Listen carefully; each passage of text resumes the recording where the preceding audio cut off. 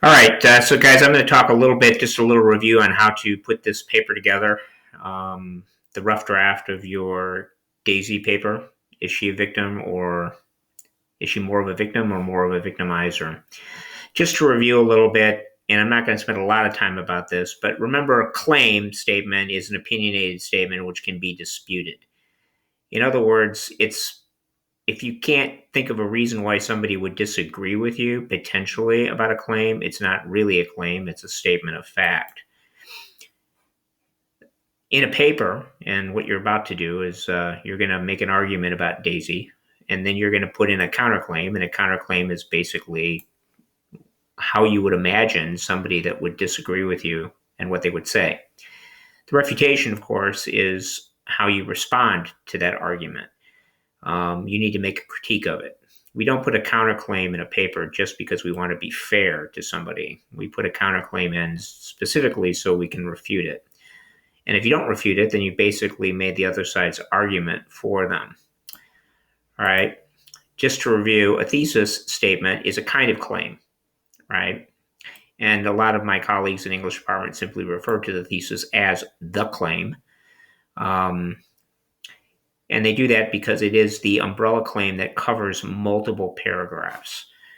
Each topic sentence, which is, every paragraph should have some sort of topic sentence to it, also contains a claim.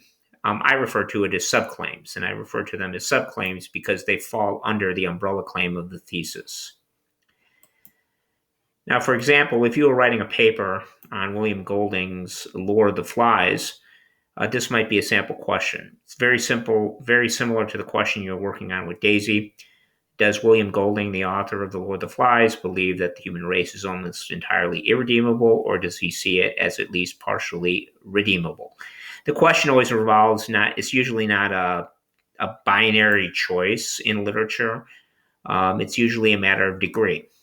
So you're going to be arguing whether or not you think Daisy F. Scott Fitzgerald, the author of our novel, expects us to view her as more of a victim or more of a victimizer. In other words, are we supposed to have more sympathy for her or less sympathy for her as a character? How does the author expect us to see her? And of course, it's not a binary choice because she has both qualities. But if you had to pick one side or the other, which side would it be? Okay, the essay is going to begin with an introduction paragraph that consists of three elements: an attention getter, an explanation of the context, and the thesis. At least for the rough draft, I don't need you to worry too much about this part right now. We'll talk about that, but you need to have the thesis statement written. And on your essay organizer, this is where the introduction paragraph is going to go. As of at least right now, you can just put the thesis here. The thesis statement should look something like this. It'll have three main parts: a main argument, claim, a counterclaim, and a refutation. Right? So this would be a sample thesis from Lord of the Flies. Because Ralph's failure to control the fear exploited by Jack, it can be inferred that William Golding clearly believes that human nature is entirely irredeemable because it is controlled by destructive, selfish desires. So, basically, this is my argument. This is my answer to the question, right? So your argument will be an answer to the question of whether or not we should have. Does William, does F. Scott Fitzgerald expect us to have more sympathy or less sympathy for Daisy, or does he expect us to see her as a victim or more of a victimizer? The counterclaim, okay, is the response that you would imagine somebody would say. It's the anticipated response. So some disagree, however, because the way Simon's death is associated with beautiful natural imagery, and that Golding does believe that the human nature is partially redeemable. So this is how somebody would disagree. And this is, a legitimate debate within that book. But then the refutation, which is the last part of the thesis, and the thesis can be written, a lot of people say it needs to be written in one sentence.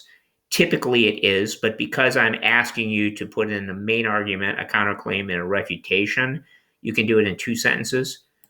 So the first sentence should be the main argument, and then this last sentence should be the counterclaim and the refutation.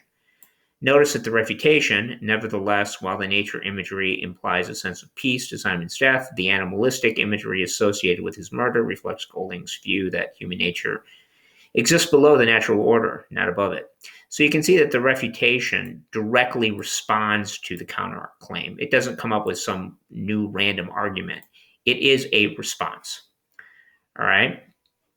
So the body of the essay will be divided into paragraphs that work to prove the thesis. Each body paragraph or section of body paragraphs will begin with a topic sentence that consists of a subclaim from the thesis. Okay. So this is kind of how you think about organizing the paper. So if this is your thesis, each body paragraph of the essay, or it could be a section of the essay, because sometimes this would require more than one paragraph. Basically, you can see that this would be the topic sentence of a paragraph or section. The language comes directly from the thesis. Then you put the counterclaim. The language comes directly from the thesis. I mean, you can change the language. Some people want to change the language because they want to be a little bit more specific, or they just don't think it sounds that good.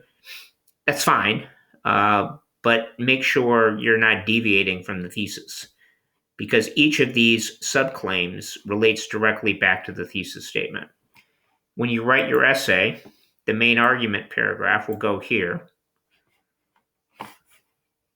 And I talked in class about how you might need to break this into several paragraphs, particularly if the paragraph becomes longer than 350, 400 words long. Most of you will probably need at least a couple paragraphs.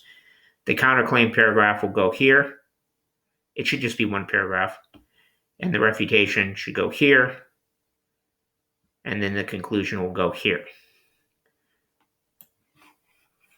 Please note, too, that I want you to find your evidence ahead of time. Put the evidence here. You probably it's a good idea to put it in 5-point type. But then you study the essay, you study the evidence, and before you start trying to just write, you have to think about how all the evidence works together.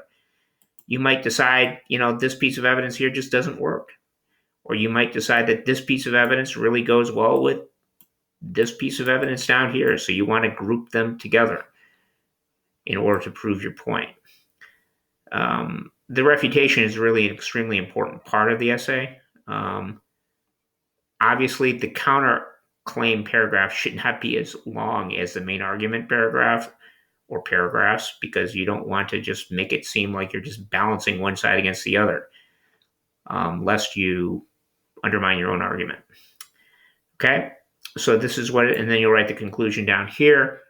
I'm not going to go through all of this specifically because you can read this, but these are the things you need to be thinking about when you're writing the main argument paragraphs.